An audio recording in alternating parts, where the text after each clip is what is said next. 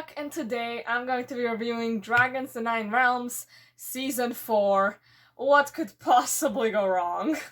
I just wanted to review the first episode alone. I think the rest of it, I'll just make like a whole video of like reviewing the whole season at once. So first we get introduced to this plot point of, Tom found this puzzle thingamabob. I think he found it like in a super convenient hole in some cave. I don't honestly remember perfectly, but I know there was like a very stupid, like he found it in a very stupid way, and now he's trying to figure out how to open it because it has some secrets on how he's connected with Thunder. And honestly, I kind of like that plot. I mean, I am interested in all of that, like how it's all connected, but I do feel like they're probably gonna drag it out for at least like 2 more seasons. But everybody's already fed up of how obsessed Tom is about this one thing. And I mean, I guess on the end of the episode it's gonna be like, oh, I don't actually need to open this right now, like the most basic thing you can do. But it's really not a big deal in the whole episode. Like, it really is only there in the beginning, and then it's mentioned on the end, but it's very irrelevant. But it will obviously be relevant later. And there's also this plot with Eugene and D'Angelo, which I am gonna only mention now. It happens a few times. It's kind of like that B plot in the episode, and it's annoying. It's just Eugene being like, oh my god, I should be the leader, blah blah blah. They're like I think they're going together to like help some dragons, stuff like that, but it's not a funny joke anymore. Like, honestly, Eugene is actually starting to get on my nerves. Like, at first I was completely fine with him. I was like, okay, this is kind of a fun character, but they really are making him annoying. But we have a different plot that I am actually interested in. So Tom's mom is trying to figure out like stuff about that crystal that she found, and that crystal is like stronger than a diamond. Like, that's actually kind of fun. It's a shame that it only appears like twice and like very briefly in the episode. I would really like this to be like a bigger focus, but maybe they'll focus on it more later. And they come into the crystal realm, which I gotta admit, is quite pretty, and this is a very good plus like that this show has, that basically if we're gonna like on the end of the day visit 9 realms, that means each season is gonna feel quite fresh because we're always gonna be in a new environment. But Thunder kind of goes off exploring, finds this fish, and then gets captured by this guy. Saw it in the trailer, didn't look forward to it. And this guy also, he wanted to capture a dragon to eat it. So that's fun. But Thunder obviously frees himself. It's just a rope, it's nothing special. But the main crew then finds this guy, and his story is basically that he was just like walking around, fell in this hole, that he's like starving and his leg is broken, boo-hoo. Thank God everybody's quite skeptical about it. I mean, this guy is crazy, so obviously, I mean, I like that they actually kind of realize that they immediately have a bad feeling about him. I'm glad that the show didn't go by that route of like, oh, everybody's clueless just because. But they do decide to help him. They give him some food. June goes off to find D'Angelo so he could help the dude with like his broken leg, blah blah blah.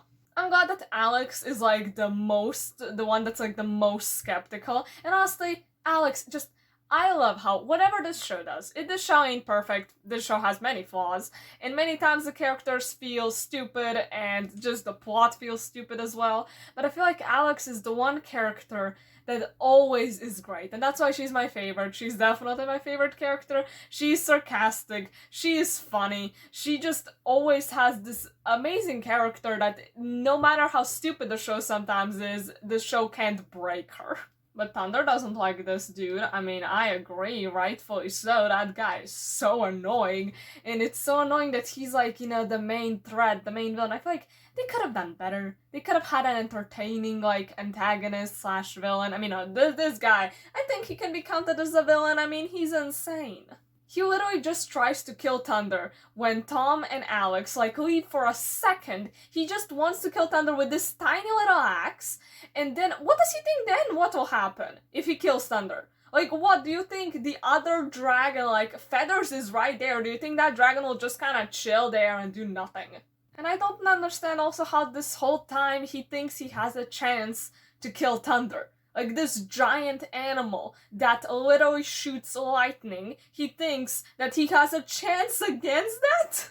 And of course, in the whole episode, everybody's completely oblivious to whatever the hell this guy's doing. Tom tries to talk to him, to explain to him that, like, dragons aren't actually bad, they're nice creatures, you know, all of that. And I feel like Tom in this episode, he was just so underwhelming. Like, I feel like Tom is usually this very fun, all over the place guy who's just excited about anything that is even remotely an adventure. But in this episode, he just felt, like, very toned down.